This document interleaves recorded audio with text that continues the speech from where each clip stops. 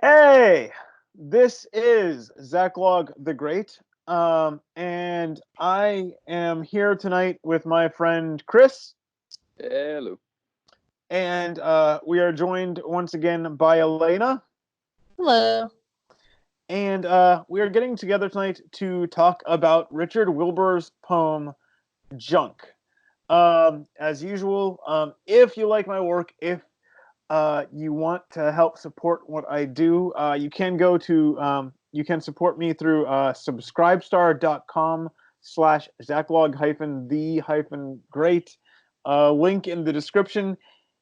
And was there? I feel like there was something else I wanted to say. Oh, well, I also recently just decided to add a second backup account on a different video platform. So if you'd like to go subscribe on BitTube, bit.tube,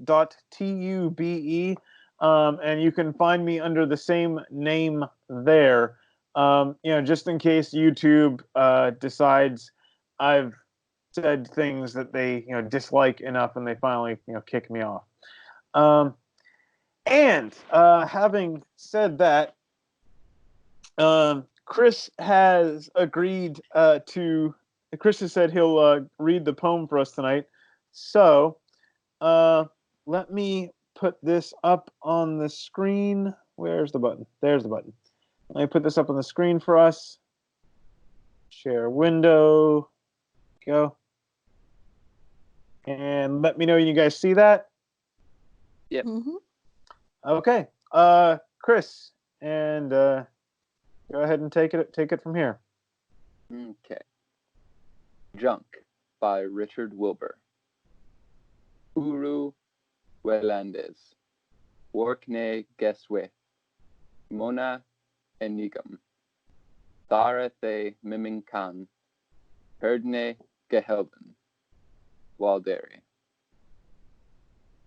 An axe angles from my neighbor's ash can. It is hell's handiwork, the wood not hickory. The flow of the grain not faithfully followed.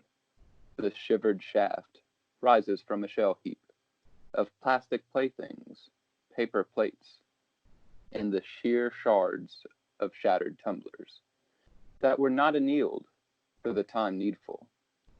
At the same curbside, a cast-off cabinet of wavily warped, unseasoned wood waits to be trundled in the trash man's truck. Haul them off, hide them, the heart winces. For junk and gimcrack, for jerry belt things, and the men who make them for little money, bartering pride like the bought boxer, who pulls his punches are the paid-off jockey, who in the home stretch holds in his horse. Yet the things themselves, in thoughtless honor, have kept composure, like captives who would not talk under torture, tossed from a tailgate, where the dump displays its random dolmens, its black barrows and blazing valleys. They shall waste in the weather toward what they were.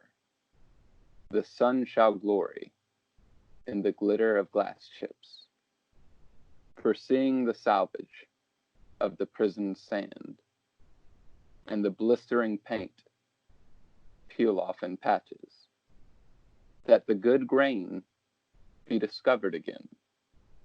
Then burnt, bulldozed, they shall all be buried to the depth of diamonds in the making dark, where halt Hephaestus keeps his hammer, and Wayland's work is worn away. Okay.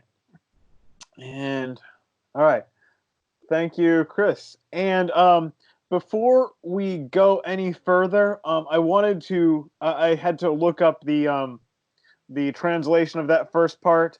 Um, I regret I do not natively speak or read Old English. I'm sorry, I'm not the scholar I should be. So that epigraph there, which is truly Wayland's handiwork, the sword miming which he made, will never fail any man who knows how to use it bravely. Which is what that piece in Old English at the start meant. So, Chris, have not since you've not been here for a while, would you like to start us off? Okay. I mean, just sort of like initial observations. Like it starts talking about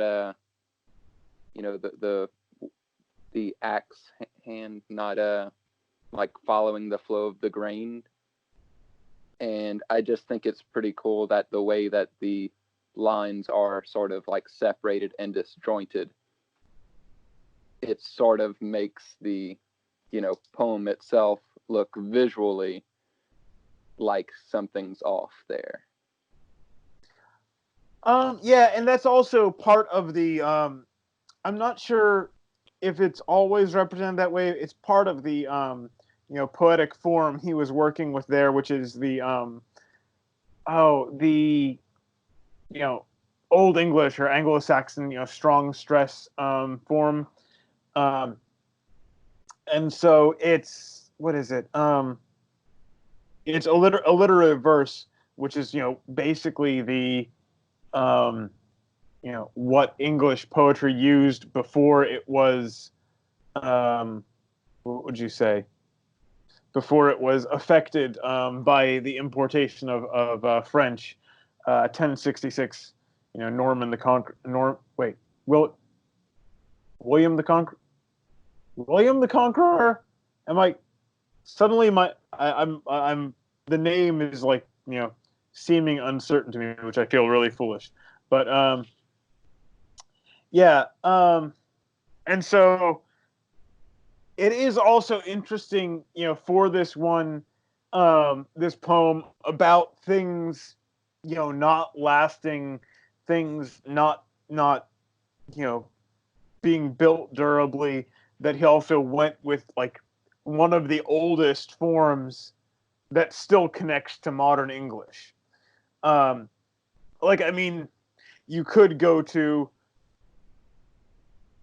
like theoretically you could go to Greek or Hebrew poetic forms, but there is a descent from this one to what we speak today, and they're still kind of connected. So I think it is interesting how he joined the form with the content. I think that's a very cool choice.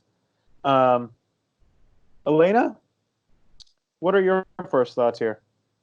Yeah, I would agree that I hadn't thought about that, but yeah, that the durability of that form versus the things that he speaks of here, kind of the slovenliness, I guess, of human nature, and kind of the things that we accumulate around us during our lives. It's kind of sad. I agree with him. It is kind of sad. But I just thought it was really lovely how the kind of part towards the end about how time kind of refines all of that back down to its, I guess, its pure form, what it was meant to be before humans corrupted it. So yeah, I just thought I enjoyed it. Yeah, there is a weird, like, hopeful note to this. It's all going to be buried again to the depth of diamonds in the making dark, and like all this, junk and cheaply made stuff. Like something else can come of this, maybe. Mm-hmm. Which is an interesting way to end this one. Um, but I mean, yeah, if and like to speak in the kind of broadest terms, if you were doing a a college class literary analysis of this, the theme of this poem, you could say, and it's something I see, it's something I very much sympathize with. Like, nothing today is built to last. And,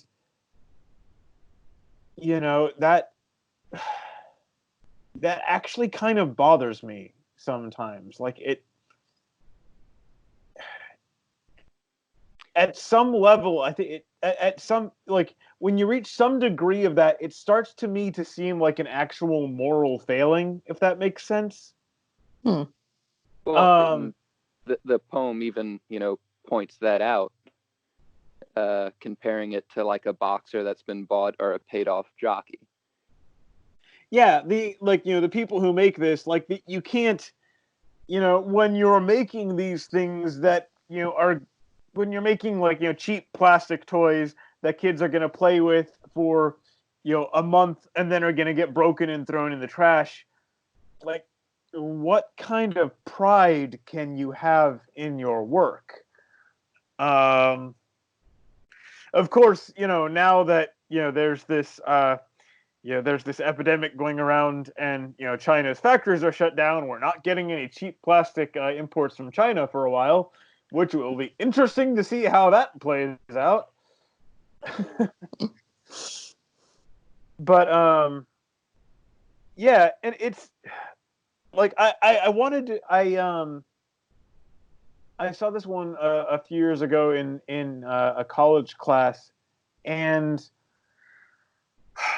it stuck with me because, like, and I wanted to pull it up and do it for this channel because, like, especially now that I'm a dad, like, I look around and, like, there's of the actual physical objects, there's almost nothing that I'm probably going to pass on to my kids. Like, almost none of them are going to last. I could, unless something disastrous happens to them, my books, if they want them, my cast iron, frying pan. But, like, everything, there's very little I can think of that is, like, durable enough that, like, is going to, have some kind of continuity. And I think that's a relatively new thing, and not a great one. Yeah, I can see what you're saying, but also that's because things being made cheaply also means that they're easy to afford. So there is a convenience to it, because a lot of, like, modern luxuries, in the old days, it was you can afford to buy a very nice one or you just go without. So having things being made, like, available cheaply, it's good in a way, but then, it's also pretty bad in a lot of other ways. Do you know what you just reminded me of? Can you guess?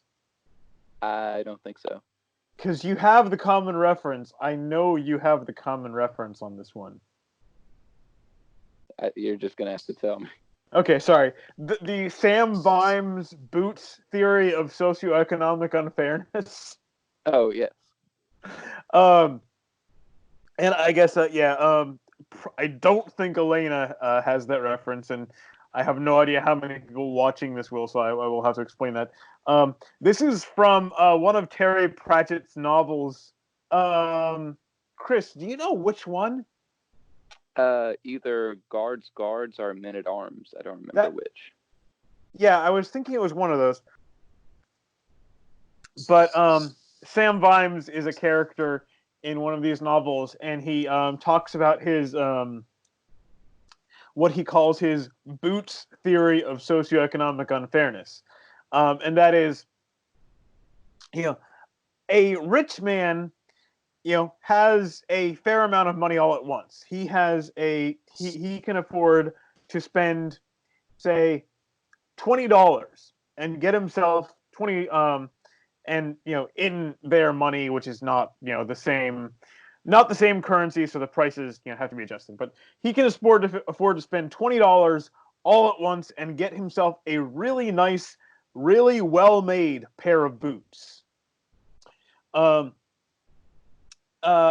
poor man, does not have that money all at once, and so he spends $5 and gets a cheap, poorly made, shoddy pair of boots.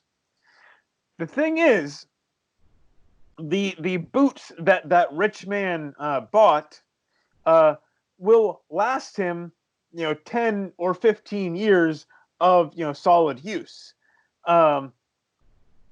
Whereas in that 10 or 15 years, that poor man who paid $5 for the cheap boots will have to replace them 5 or 6 times. Over that period of time, that poor man will end up spending noticeably more on his cheap boots. And because they are cheap and constantly falling apart, he will still have wet feet. And this is the Sam Vimes boots theory of socioeconomic unfairness, which actually I've heard from a couple of sources, like people who talk. I think Dave Ramsey referenced this once, and other people who talked about the habits of rich people. And this is actually pretty accurate, because what people who are we have this weird, because most of the rich people we're aware of are celebrities, we have this really weird warped view of how rich people act. It's not how most actually wealthy people act. And what people who are actually wealthy tend to do is they buy something really nice and they just keep it a long, long time. And so, they'll spend money, they'll get a, really nice coat, but that coat will stay with them, 20, 30 years. So, anyway. Yeah, hard to fit in with the sort of theme of junk and everything going into a landfill. Like paper plates, paper towels. Like, if you can afford to buy those in bulk, like, you're going to pay significantly less, but you're just paying more, like, initially. Yeah, and it's Elaina, had you heard of Terry Pratchett before? By the way, is that Yes, but not. I don't really know anything about Terry Pratchett. But as far as like the socioeconomic disparity you're talking about, that kind of struck me too, because when I first read this, I kind of felt like you guys, I think. But then when I got to thinking about it more, I was like, this speaker, he's kind of a snob. Like, so what if the flow of the grain is not faithfully followed? I mean, maybe that's all that person could afford. And, somebody made this axe. Maybe they didn't know how to make it, the way that he's talking about. But whoever made it, at least they got, they're able to earn a living, maybe, even if it is just making cheap things. There's some value to that person, and also there's usefulness to the axe, even if it's not super great quality. It was still of use. So I don't know, I thought it was a little bit it seemed a little bit of an overreaction, maybe, from my perspective. And especially the part with the paid off jockey and the bot boxer. Like, these, when I think of like a professional boxer or professional jockey, these are people who are successful in what they're doing. They're, they have the ability to do well, and then they choose not to. We don't necessarily know that about whoever made these things. So it seemed that he was making a lot of maybe unfair assumptions. Chris, Well, I feel like I feel like she's taking the role you had when we were talking about solid people. a little bit, yeah. But in this case, I feel like you said, he kind of comes across as a snob. I think that's kind of essential for the poem, because he's comparing the junk to quality made things, which means he has to be familiar.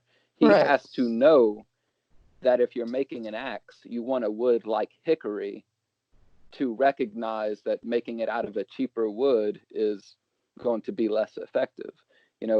Saying, recognizing that the cabinet is junk because of the unseasoned wood. He has to be familiar with the idea of using seasoned wood and understanding that that is a bad idea to do that. And that in particular, it's like any actual craftsman would know to just use seasoned wood. So whoever made that cabinet, they just rushed it off, knowing that it wasn't going to last. It seems like he's specifically talking about cases where the things were pretty much designed to fail, not just somebody doing the best they can, but just somebody selling something knowing it's going to be in the garbage before too long. Well, yeah, and in today's economy, it's, again, this is something that would be so weird to someone like 100, 150 years ago. We have this thing called, planned obsolescence, where, they build things that, theoretically they could be built to last a lot longer, but they deliberately build them in a way that they're going to break down and have to be replaced. So you have to go back to the store and buy a new one 5 years down the line. And we know this is a thing. What was in fact, it was kind of, what was it? It was Apple just a couple of years ago got in trouble because they were deliberately slowing down functionality on some of their previous phones to make people want to buy a new one. And there's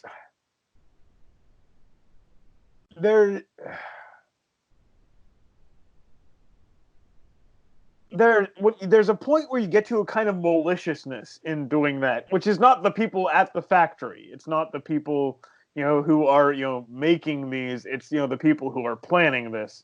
But there is a kind of there gets to a point in that when it is a kind of maliciousness. So.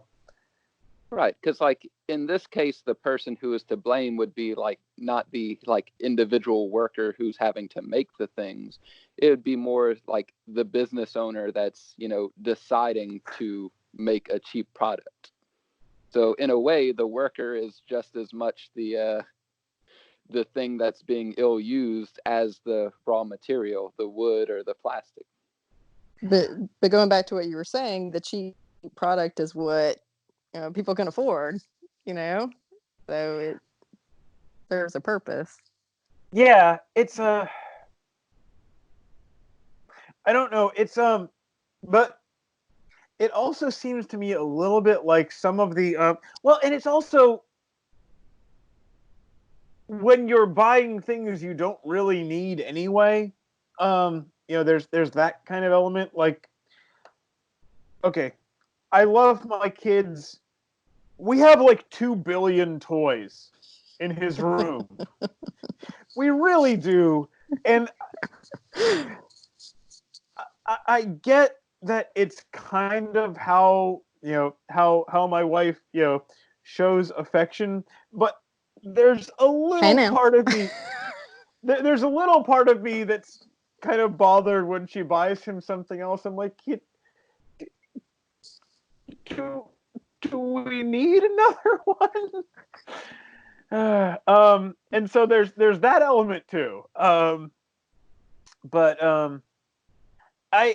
I honestly think, and I don't know, how familiar this term will be to either of you, but like the kind of mindset that this poem is describing, where things are made this way, it seems to me to be connected to. There's an older term. It's starting to come back among some people in like certain like I follow online, usury. Do either of you know that term? Yes. I think so. Which is it's a term for loaning money for interest, and it was actually forbidden by the Christian Church for a long time, and now it's kind of like taken over our economy. Like the actual money people have is very little, and the amount that is created through usury is quite a lot of it, especially if you take into account the government money, the government's money. And I think that affects how people view the economy and how people view creating things and spending their own money. I think that being a major part of it changes how people think about money in negative ways. But which, Elaina, you probably have some idea what I'm talking about. Maybe a little bit. I help people who want to file bankruptcy. so it doesn't always work out, the buying on credit and whatnot. I was thinking, do y'all think he was trying to be like kind of humorous at points with this? Like which parts? It is hell's handiwork. I mean, it's just, it seems like such an exaggeration. Or like the part, I just kind of thought it was kind of funny, about how the things in thoughtless honor have kept composure like captives who would not talk under torture. I mean, it's just so much. And it is pathetic, but it's also kind of like, oh my goodness, really? Well, I think part of that, you have a point. It is maybe a bit over dramatic at times. Which I think part of that may also kind of go with the poetic form, because like the form he's using here is the same one that the main example we have of this form of kind of writing is Beowulf. And the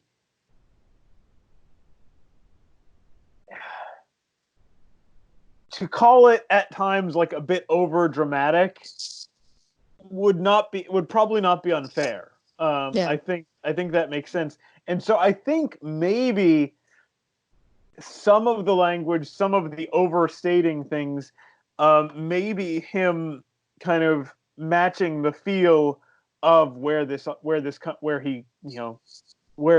comes from. Yeah, that's the sense I got as well. Because I mean, if you're telling a story about like this, mythical hero, you're going to exaggerate a lot. But then when you apply this same sort of idea to just a pile of junk, like you're still going to do the same sort of exaggeration. It's just going to seem really out of place. But not so much. I mean, it still kind of works, and I think it's brilliant. Yeah, well, and it's like you said, it is it is over dramatic, but at the same time, like, yet the things themselves in thoughtless honor have kept composure. Like, these things that we toss out in the trash, these, children's toys that get stepped on and broken within, like, 2 months of them, 2 months of us getting them for them. In fact, I'm looking at one that kind of fits that description in the corner right now. And like, it's not their fault. you know, they are what we made them to be. Right. And Right. so It's not the wood's fault that it wasn't seasoned properly. It's not its fault that it was used for a purpose it really wasn't made for. yeah, so it's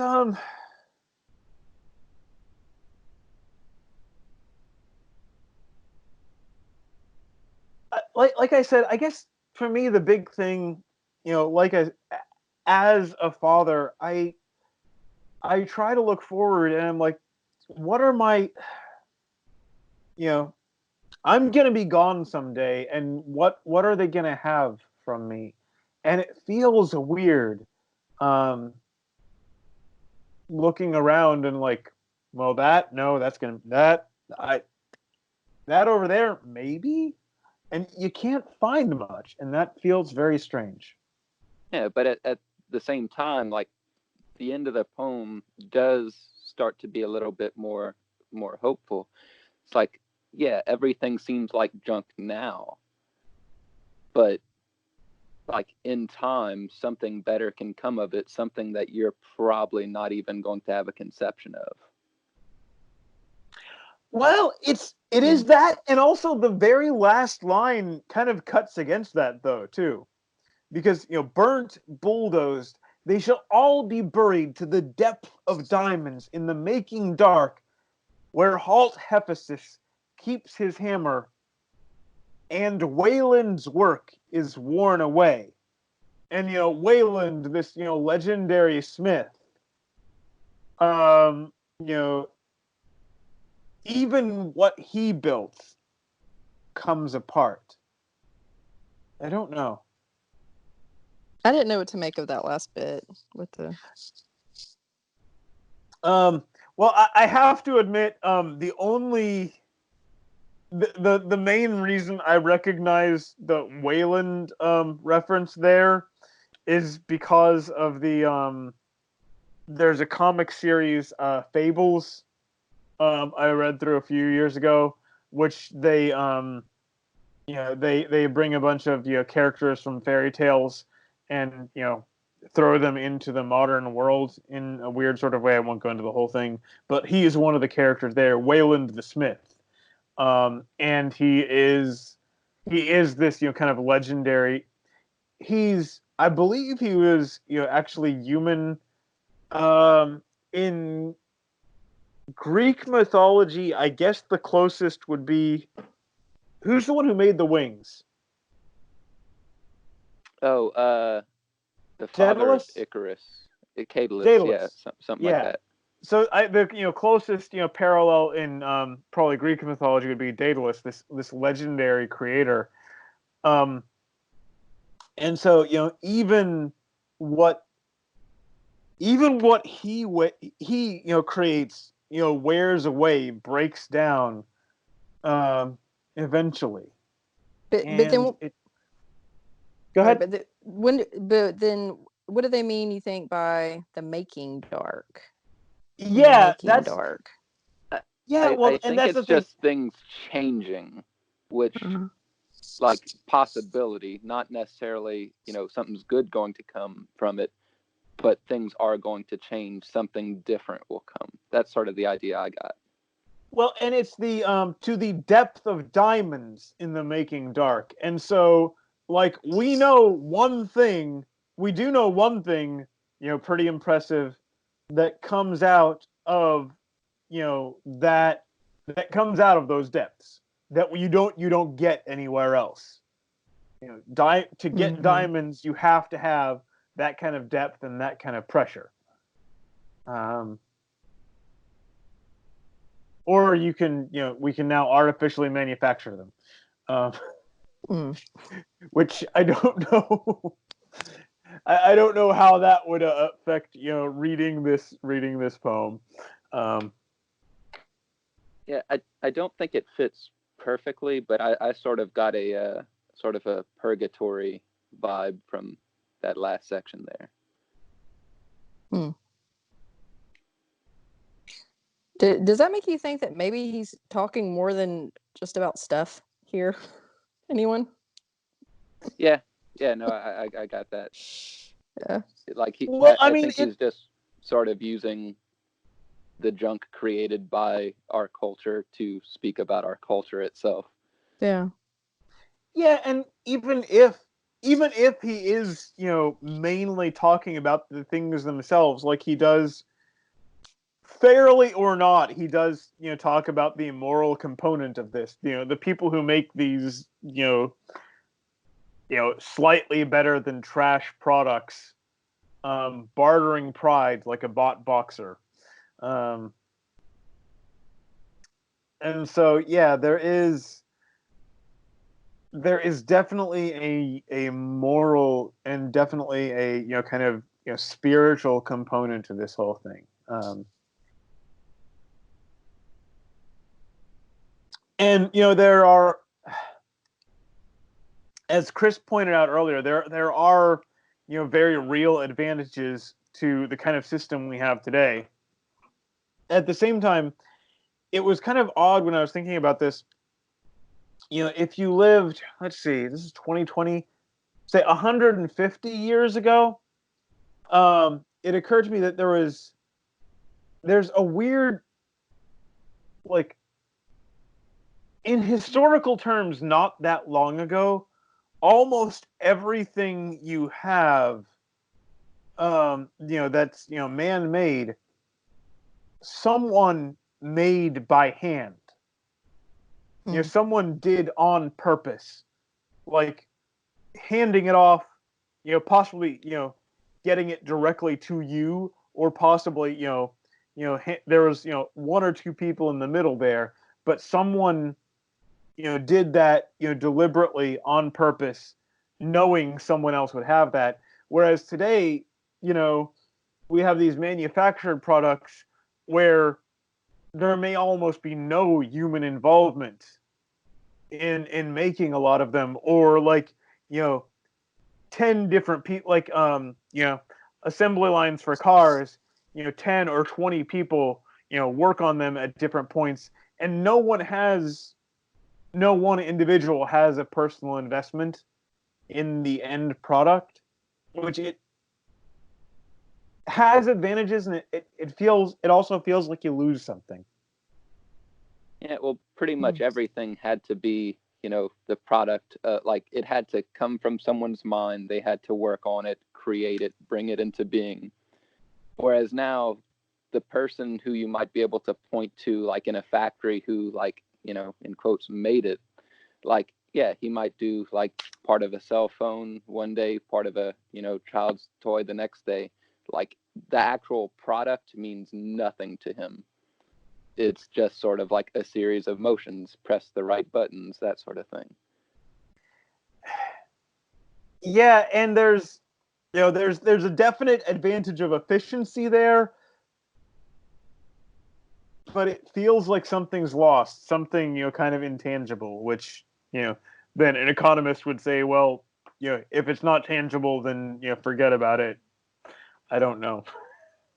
Well, and I think there's another sort of problem with this, that, since it was written, it probably wasn't known. But I mean, things like breaking down into their, sort of like primeval parts to become something else, that doesn't really work with plastic. Plastic is just here forever. It just gets smaller and smaller and gets everywhere.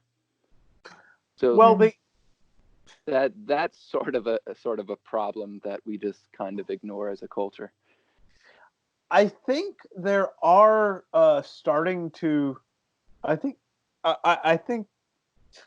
to get, really technical and, off the, main subject here, but I think there are you're starting to develop some kind of microbes that are learning how to break down plastics and basically eat them, or which would be a positive development in some ways, but it would also kind of decrease their usefulness to us if those became widespread.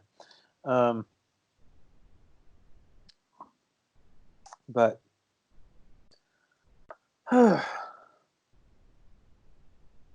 well, I think I've said most of what I wanted to cover on this one.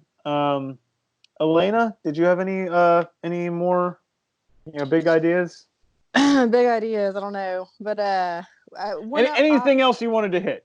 One observation I would have about something you said. You're concerned about things that you could actually pass down to your children, like what would really be lasting, like what there really doesn't seem like there would be much of anything. But I would just say like these talks that you do, like that's something that's lasting. It's like in a different way. It's than this poem speaks of, but that's just kind of a different something that's lasting on a different level. So maybe that can, I don't know, make you feel a little bit better about that. I kind of do wonder sometimes, like when they're old enough to to find some of this a little bit interesting, because right now I don't think it would really hold their attention at all. But yeah, I kind of wonder, like, are they going to watch some of these someday, and what are they going to think about that? Well, and then also the impetuous for like this whole like style that he's using is bits of poems that they found from thousands of years ago. So maybe a few thousand years from now, someone will find this YouTube video and make something similar. There you go. Well, the other thing with that though, and there's a blogger I follow who talks about this, like, for one kind of weird thing about the forum I'm making content in, for this to last, for this to endure to the future, like the number of like there's very complex systems that everything has to be functioning pretty well for this to last. And what is it? There's quite a few things that could go wrong that could completely wreck our a lot of our modern communication systems, and including all of this. So I'm sorry, now I just got depressing again. Yeah, stop. It was going to end on a hopeful note. Just get transcripts of all the poetry talks. There you go. And like carve them into like gold or something and bury them somewhere, and then you're good to go. Yes, that too. That too. And only use like the finest materials when you do that. Yeah, the gold. Well, because it has to be gold, because it's not corroding, not going to corrode at all. Okay, well, thank you guys for joining me tonight, and thank everyone out there who watches this, and God be with you. Have a good one. Thank you.